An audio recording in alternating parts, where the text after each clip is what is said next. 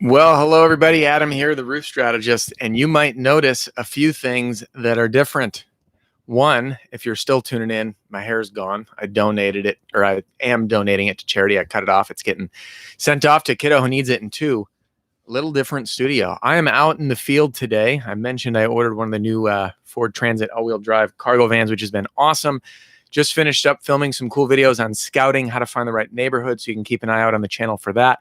But today's video is all about no soliciting signs. This has been a hot topic that's come up a few times. Excuse me. And I wanted to give you some tips in today's video on how to deal with no soliciting signs. A couple things to do, a couple things to definitely not do, and help make sure that those no soliciting signs don't throw a curveball in your sales. Now, I'm seeing a few more folks jumping on. Thanks for joining us. If we run into any technical issues, I appreciate your patience. I will get this corrected as quick as possible. This is my first live stream from inside the new van out in the field. All right, so let's jump into the no soliciting signs stuff and talk about what you can do and what you can't do. First thing is what you can't do. I highly recommend, by the way, that guys, this is a really controversial topic. A lot of people will tell you, hey, you see a no soliciting sign, roll the dice. Worst they can do is kick you off the property. I've done extensive research, and state by state, every law is different whether a no soliciting sign is going to stand up in terms of being a legal requirement that you cannot solicit. However, what's most important is it's someone's privacy. If you see no soliciting sign, that someone's saying, don't knock on my door. And I'm going to give you the one and only rare exception here shortly in the video. But before we get there, remember, these are people, it's their home, it's their castle. Funny enough, I'm sitting in front of a house, by the way, you can't see behind this, that literally looks like a castle with a spire and everything. And if someone says, don't knock on my door, and it was you, would you want someone to knock on your door? No. The answer is no. But what you can do is use direct mail and get creative. So I'm going to give you a few tips right now. Marty says, hey, thanks for all your help and guidance. You're the best. Marty, thank you, man. Thanks for being here and inspiring this stuff. Every one of the members of this channel, subscribers, fans, customers, you guys are what make this happen. So thank you guys for being here. So when you see no soliciting sign, remember, if you knock on that door, there's a high likelihood that someone's going to call the police on you.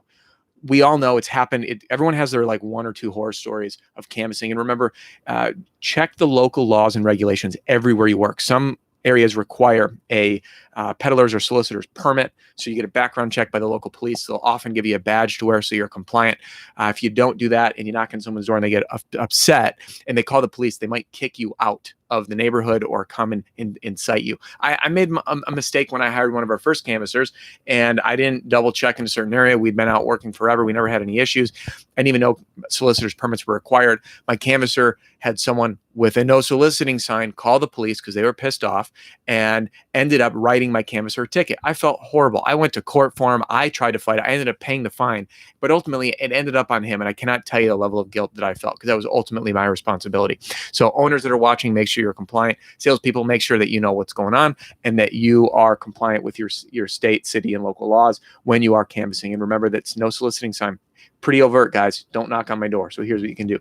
Now, remember, inside the marketing battle pack, and I preach direct mail a lot because it works. There's a reason that large companies use direct mail. There's a reason that direct mail is still in practice today. Okay. So, by the way, just a quick plug.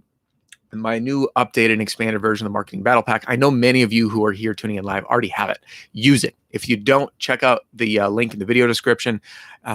Till the end of today, you can get $50 off this kind of a launch week special. I've taken a lot of the information that and feedback of things to add based on members who are using this stuff. And the feedback's been overwhelmingly incredible by people who have already purchased and received the update for free. So if you don't already get that, by the way, and you're a customer, please email me. I'll make sure you get it in your hands right away. So the direct mail letter, you can edit. You can say, hey, listen, I showed up at your house. I saw you had a no soliciting sign. There's already a letter in there, by the way. There's about 11 letters for direct mail use. And you can show up, or excuse me, you can use letters, say, hey, I stopped by and I wanted to knock. The COVID-19 specific material that's in there will be perfect for this. And I want to respect your privacy. And then you have your pitch. Okay. So that's first thing. Use direct mail. When you see that house, when you acknowledge someone and you show respect for their home and their privacy, and that you saw that, you're going to stand a way, way above and beyond, because chances are the previous guy that showed up, he or she might have knocked the door And people have a no soliciting sign for a lot of reasons. What if they have a newborn baby that they don't want to wake up? What if they have a medical illness or condition? What if they work from home and they're on video conferencing all day and they don't want that? You do not want to upset someone, but when you show up and you respect their decision and you acknowledge it, the chances of you getting a callback, in my opinion and my experience, is much higher than you showing up and knocking on the door. The other thing you can do is leave that letter. So in the battle pack, and again, I go over this time and time again. Instead of using that, what I call overly produced marketing literature, right? A flyer that you're going to leave on the door that's all glossy, it hangs on the door. When you leave that on a door and someone drives home, what's the first thought that goes in their mind? It's marketing material. So they want to throw it out, right? So there's what I call the decision tree. I only have one hand here because this microphone, but there's the decision tree. I see it. It's either trash or I read it. When someone sees it and they assume that it's marketing material, if they're not even remotely interested, that's going straight to the trash.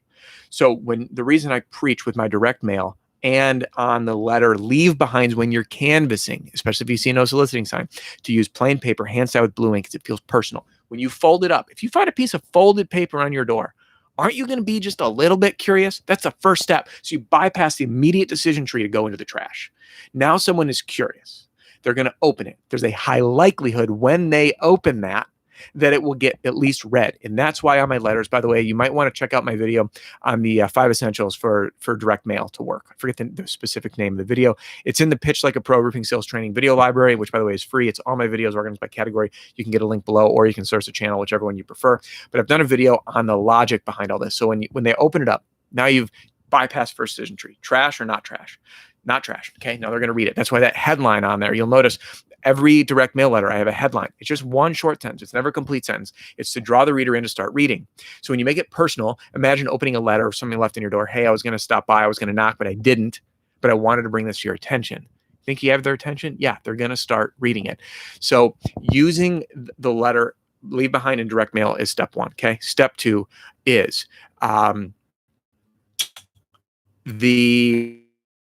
and Jason, I saw your question come through. I'm going to answer it shortly. It's a great question. It's going to link into the third step. So step two is to catch people outside. So right now in this neighborhood, I'm in, 12:30 in the afternoon. I'm in Wisconsin right now. Normally I'm based out of Colorado. I'm in Wisconsin. There's a lot of folks that are home, summer break, a lot of third shift workers in the community that I'm in now. Not third shift workers. So work schedules are different than your quote unquote white collar job or the typical 9 to 5. So if I see someone out mowing the lawn or outside, there's no soliciting sign, that's A-okay, right? They're out in a public space. It's okay to approach them. So definitely use that. Keep that in your back pocket. If you see the no soliciting sign and you're in and out of the neighborhood multiple times, catch them when they're outside. It's an easy way to start a conversation. Some people like have their thing, right? I had some sales guys that work for me. They're like, I hate catching people outside. It never works.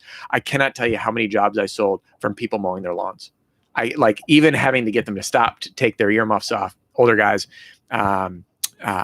It worked out really well for me. So find your sweet spot. So second tactic, if they're outside, free game. If the garage door's open and they're working, you can walk up and kind of wave and start the conversation that way. But you definitely do not want to knock on the door with two exceptions, okay? Because Jason brought one up. So Jason, I'm going to turn my attention to your question now. By the way, if anyone has any questions who's just joining in, just drop them in the chat. I promise you, I'll get to them. So Jason says, what if the person with a no soliciting sign is a referral from a neighbor? Should the neighbor contact them first? This is a great question. This also is a personal question or a personal way to approach this. This is not legal advice. Okay. Remember, everything you see on this, I'm not an attorney. Make sure you're compliant with the law. If it were me, Jason, and a neighbor gave me a referral to talk to them, I will knock on the door for sure. And I might even ask the neighbor if I see it, hey, I noticed they had a no soliciting sign. Do you know if they work from home or they have any health conditions? I just want to respect their privacy. And if you just kind of get that out of the way up front, then in my opinion, it would be okay, so long as it is legal. Now, again, every state is different. If a no soliciting sign upholds by law, you may want to say, hey, would you walk over there with me? People will do it. If your customer loves you, they will walk over with you. It's a neighborly thing. It's not soliciting. So very, very doable on that circumstance. All right, now I want to give you, so again, just a quick recap. So we got letter leave behind, we've got direct mail. Okay, you can cold call. A lot of the apps, like I know Spotio has customer data pulled in, so you can cold call people, so long as, again, they're not on a do not call list and all that stuff. If you have the data and you're standing in front of the house, you can pull the address, you can give them a call. So you have direct mail, you have the letter to leave at the door. Again, not overly produced. Check out the info in the marketing battle pack. And again, through the end of today, you can get $50 off. Same money back guarantee. I don't mess around. I want to take care of my people. And again, it's affordable for new sales reps, owners. One sale, you literally make back 2 to 10 times your return. It's ridiculous. So, and by the way, I have a testimonial from a guy who said one of the letters made him a couple $1 million last year. There's good stuff in there. So use those. Okay, those 3 ways: call, direct mail, letter leave behind. Third thing, if they're out, or second thing, I suck at math, guys. Forget the count. The next thing you can do is, if they're outside, catch them outside. Here's the only exception that I believe is appropriate to knock on the door, to use what I call a passive sale, which is during production, because you're not soliciting. And I want to show you how I've done this in the past. You have to do this from the heart. And again, making sure it is legit and legal in your area. Juan, I'm going to jump into your question here right at the end. I did see it come through. So if I'm got production, so let's say, you'll see, by the way, there's a construction crew right behind me that's not a roof, by the way, but they're doing a project. So let's say that is my roof going on behind me, and I want to hit this neighbor, I want to hit that neighbor, I want to hit that neighbor, I want to hit that neighbor, and then the neighbor behind them to leverage the install, because that's the ripest opportunity to drum up business. It's a huge production. You got a crew on the roof, you got trucks parked outside, the entire neighborhood notices. So when you show that you care about the neighborhood, which again, this goes along with the letters, you want to direct mail the whole neighborhood beforehand. Of course, letters are in the pack. You want to direct mail the neighborhood after, and then hang letters on the door during. So there's 3 touches on all the neighbors. So on production day, I'm going to go to that neighbor's house, even if it has a no soliciting sign. This is the one and only time I carry a card, because you've watched in the other videos, I don't carry a card because I want to be in control of the sale. I want to ask for their information for the friendly follow-up, which I've done in other videos. You can check those out.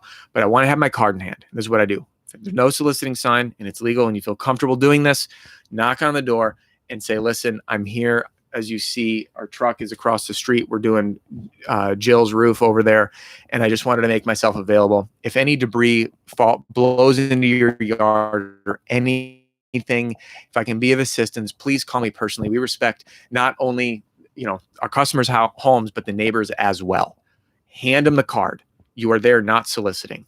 Okay, turn and walk away, and you say, you know what? While I'm here, I helped Jill get her roof approved by the insurance company. When I first started, they only paid for one slope. We got it approved.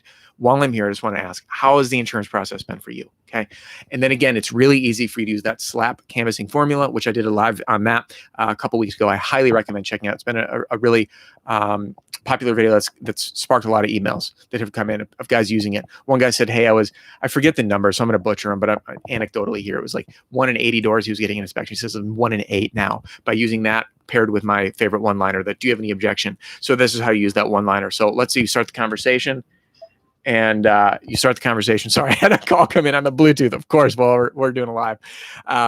So start the conversation, and then you can use that one-liner. Hey, my ladder is literally right there. Do you have any objection if I hop up on your roof for a quick photo and video inspection? I'll show you what I find. And again, using that negative agreement, you can now lead with value, and only if it feels appropriate, use that. I call it the passive sale, right? You turn to walk away, or even while you're there, while I'm here, and just tone it down, guys. Like, I get a lot of questions from people. How do I not feel sleazy? How do I not, how do I go up and help people? Like, remember, as a neighbor, if you are working from home and there's a crew running nail guns and compressors all day, wouldn't it be nice to be like, hey, this company actually cares? And wouldn't it be nice, hey, if my neighbor trusts them, maybe I should too. And hey, they actually cared about how I treated, or this contracting company treated my property and me as a neighbor. So when you lead with value and you help people out, there's a higher level of likelihood of them trusting you and inviting that opportunity. So when I see no soliciting signs, I'm going to wrap this video up, and then Juan, I'm going to turn to your question. And if anyone else has any, drop them in the chat. Direct mail, letter leave behind. Okay. Catch them when they're outside, cold call. Those are 4 strategies you can use. During production, remember you want to 100, in my opinion, this is what I do. And the information is in the battle pack and the direct mail letters. Flag all the addresses, send the letter beforehand. Similar type of letter. We're doing production in the neighborhood. We're doing a roof. Okay. Another touch point, day of production, hang the flyers while you're out knocking those doors. So on that day, use the strategy I just taught you. Okay. Then when production's done, we finished a house in the neighborhood. You now, no matter what, by the way, on production, because production's a huge, huge opportunity, you have, let's see, direct mailed beforehand, letter during, letter after, plus door knocking, plus them seeing you. I mean, count the touches. There's 3 without having to talk to anybody. And then catching them outside, being in the neighborhood again, you become the neighborhood roofer. And it's really, really powerful. So don't let that no soliciting sign get to you. It's a great way, by the way, to get into gated communities. So I know some guys are using the direct mail letters to get into gated communities. You'll find I've been kicked out of subdivisions that I didn't realize their HOA or homeowner association does not allow for canvassing or door knocking, or they call it solicitation or door-to-door sales, peddlers, whatever it is. Every city's got their own way of naming it.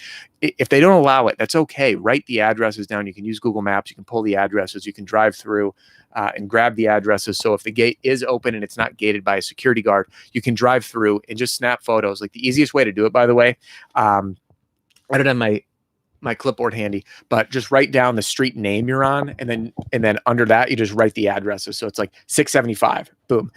You know, I can't see the next one, but you just write them down as you're going. So when you get back to the office and you want to send your direct mail, you just know, okay, here's a street name, and then all the numbers beneath it are the same street numbers, and boom, you mail your direct mail and you can get into that neighborhood. So the no canvassing signs are really a no issue when you approach it the right way. And you will see them more and more. You'll see them pop up with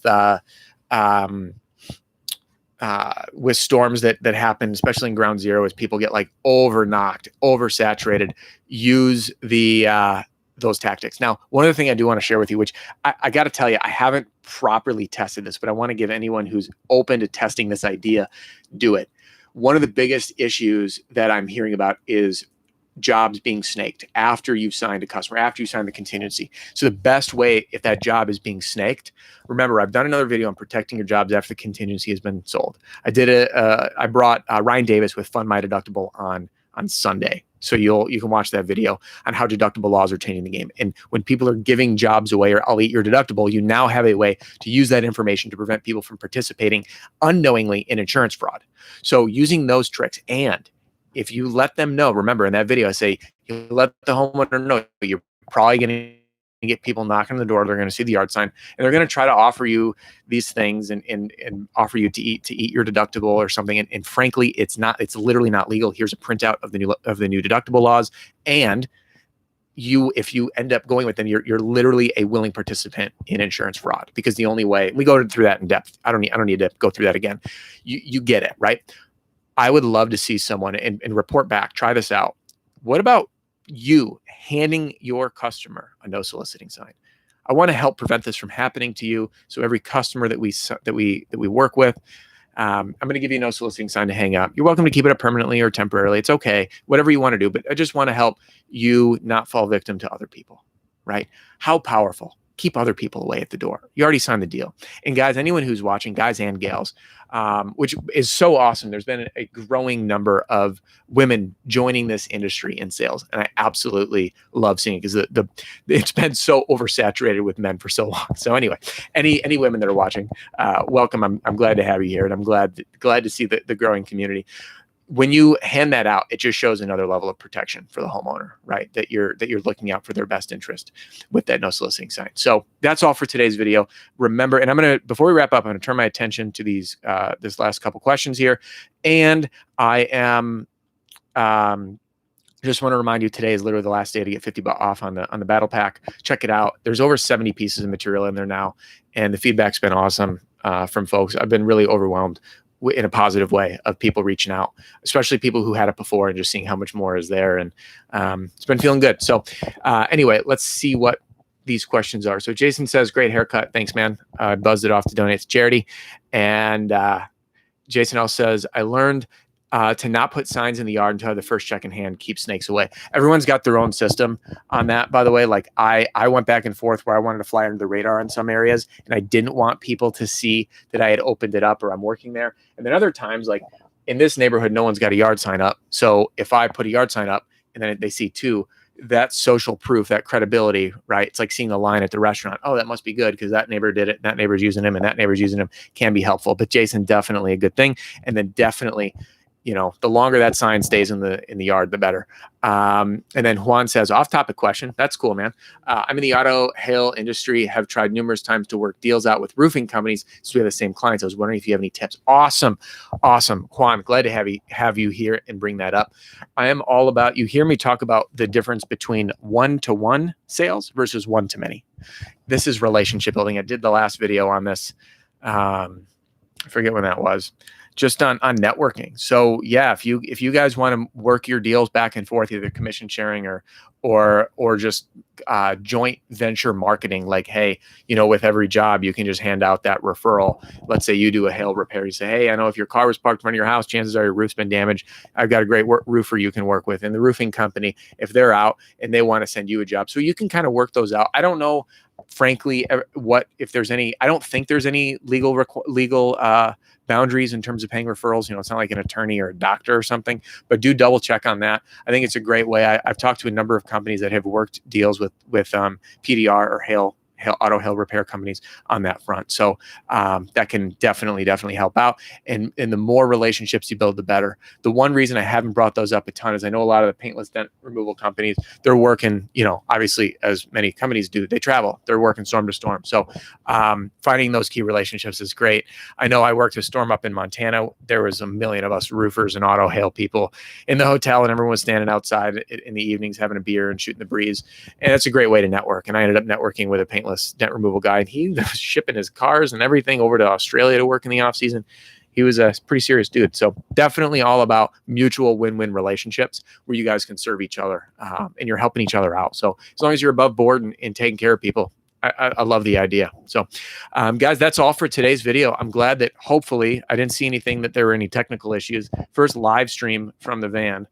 Which has been great to produce some videos in, and just finished filming 2 videos. Keep an eye out for them, by the way, on scouting and picking neighborhood. And the second one is all about how to maximize your time when driving to make sales as opposed to burning time, because we know that the number one limiting factor in this industry is not your ability to close business, it's your ability to process that business. So when you can be as efficient as possible and make sales, you're going to make a lot of money and working smarter, not harder. So keep an eye out for that. Guys, if you like the video, give it a thumbs up. I'm trying some new things. I've got some really fun things in store. New things coming, by the way, on the product side, product and service sides that are going to be available. Again, also at wicked affordable rates. I really want to help out the new sales guy, who's not getting maybe the training that he might need, or wants to find new systems. And for owners who are growing their sales teams, this stuff's great. I've heard a few people that are actually using the Pitch Like a Pro Roofing Sales Training video library to replace the paid programs they were using before, because it's been really helpful. So anecdotal is what I've heard. And either way, it's free. Check it out. You can get a link to that in the description below. By the way, my team and I, my small little growing team, we're going to be updating it every week. So all these videos that I'm doing every week, when you download it, 2 things are going to happen. One, check your inbox. I'm going to email it to you. Okay. And then the link in that email is going to give you that link, bookmark it, because that's where you download it, and the new version is automatically going to be added every single week. So all the videos will be archived. So yeah, that's that. And I got, let's see, thank you, Adam. Great info. Happy to help, dude. And I like the on-site videos. Thank you. I'm hoping to do more of these. That's part of the reasons. Obviously, guys, like, I get this question. I don't own a roofing company. I was a COO. I ran a company. I had a sales team of nearly 30. I have been consulting and training teams across the country for years. And my passion is sales, marketing, empowering teams, and giving actual strategies and systems that can be used in the field. And part of the reason for the van, since I'm not roofing, is I can stand up. I can have all my equipment in here and film and get out in the field more to do, get the content that's going to be helpful for you guys. So kind of sky's the limit. Like, I'd love to hear what you guys want to see moving forward. And just email me, adam@roofstrategist.com. I had a little snafu, by the way. We migrated servers. If you emailed me and I didn't respond, it's because it was going to the wrong email. It's the Roof Strategist. Little hiccup. It's been fixed, but I wasn't ignoring you. Email me again, adam@roofstrategist. And subscribe to the channel if you haven't already. A lot of great stuff coming. Love to hear your suggestions, things you're struggling with in the field. And I'm going to be bringing some awesome guests on in the future, none of which I'm affiliated with. Guys, I bring these people on because I believe in them helping you. I'm not No one's greasing my palms. It's because I believe in helping my people, you, make more sales, smash your income goals, grow a team, and change your life. And if there's anything that you want to see specifically, fire away, man. This is all about you guys. So thanks for being here, and have a great week. I'll see you Thursday. Keep an eye out for some new videos coming up soon. Take care. See ya.